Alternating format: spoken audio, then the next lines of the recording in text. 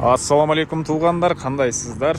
Назарыңыздарда кайрадан эле Базар жок каналы. Бүгүн 27 сентябрь 2022 жыл. Мен Чүй областы Жайыл району Новониколаевка айылында жүрөм туугандар.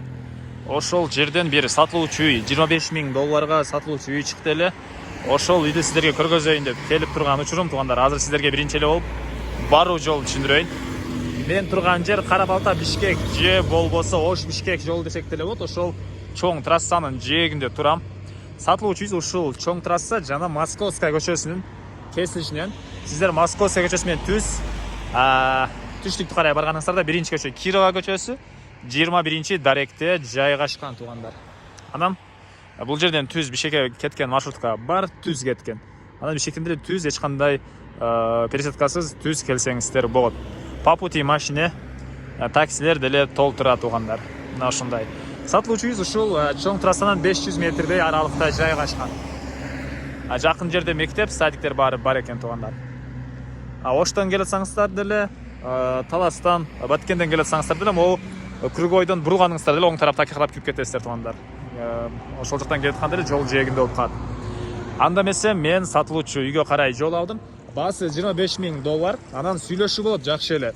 Азыр видеонун аягына чейин көрүңүздөр. Жакса ээсин номерин экранга калтырамыз. Звонок кылып сүйлөшүп, саудалашып көрөсүздөр туугандар. Жери чоң, мал бакканга өтө эле ыңгайлуу, жакшы үй экен туугандар.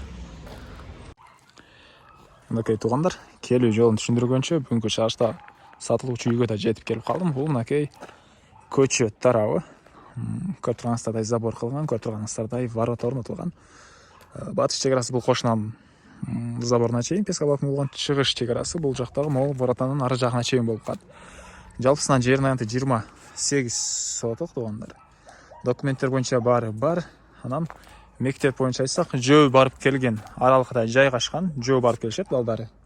Үй ээсинин садик баары бар туугандардан чоң трассага жана видеонун башында айткандай эле 500 метр аралыкта жайгашкан. Үйүбүз Кирова 21 даректе жайгашыптыр. Картага жазсаңыздар, Яндекс карта 2гиске чыгат туугандар адреси. Картанан байкап көрсөңүздөр деле болот жайгашкан жерин. Андан ары бул мынакей короосу, мал сарай, склад бул жакта. Узун турасы 10го 7,5 болгон үйүбүз. Мына ушундай туугандар. Воротадан киргениңиздерде бул жака кенен 3 машина баткандай жер бар экен. Бул жакта бир аз бош жерлер мынакей. Жана артка тарабында чоң огород туугандар. Азыр сиздерге биринчи жолу бул жактагы үй ээси жашаган үйдүн ички тарабын көргөзөйүн. Андан соң бир чекеден мал сарайыны баарын көргөзүп чыгам. Суу, свет баары бар туугандар. Кызыл китеп бар, мектептер жакын жерде жайгашкан. Мына ушундай. Анан бул жерден түз кирсек, бул жерде прикошка. Андан ары түз өтсөк коридор туугандар. Бул коридордон биз калган башка бөлмөлөргө өтүп кетип алат экенбиз. Оң тарапка кайрылсак бир бөлмө. Ондай зал дейсизби? Түштүк тараптан жана чыгыш тараптан терезелер орнотулуптур. Андан ары пол жыгачтан болгон пол жана ушул эле жерден кайра эле сол тарапка бурулсак, бул жерде кухня жайгашыптыр туугандар. Окей. Батыштан жана түндүктөн терезе орнотулган пол, жыгачтан болгон пол. Андан ары бул жакта бир бөлмө, спальный бөлмө. Жана буякта бир дагы бөлмө бар экен. Окей. Жакта дагы бир бөлмө жайгашкан. Так. Эми андан ары короосуна чыгып калган маалыматтарды берейин туугандар. Мен Халидин короосундамын туугандар. Бул жакта так баня бар экен туугандар. Бул жакта баня азыркы учурда иштейт. Бул жакта бир склад сыяктуу мондай помещение. Анан анын ылдый тарабында подвал туугандар. Ылдый тарабында подвал бар жана бул жакта дагы мондай склад бар экен. Бул жерде склад. Андан кийин түз өтсөңүздөр, бул жакта деле дагы бир склад бар.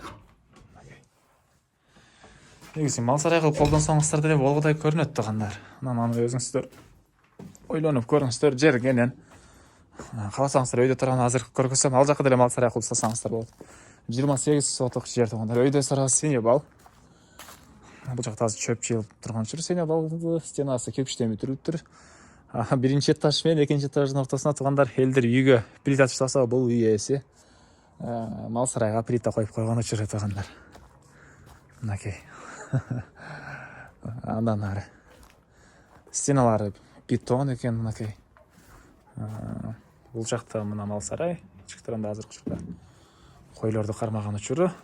Бұл жақта гараж туғандар. Андан ары.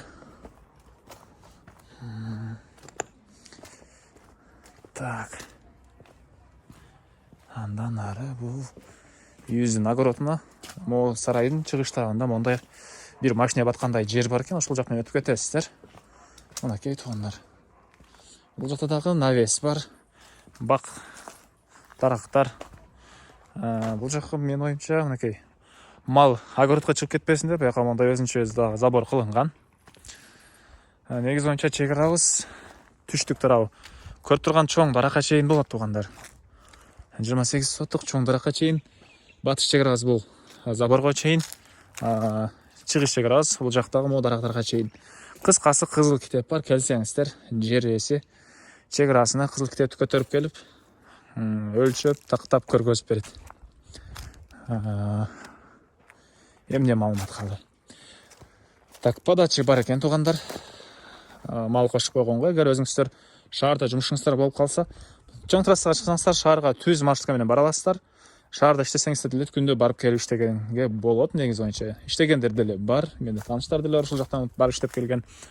Анан одновременно мал багам жана шаарда иштейм десеңиздер, подача бар экен, сиздер подачага малды кошуп, кечкисин малыңызды киргизип, эртемен чыгарып эле мал деле бага берсеңиз болот тугандар.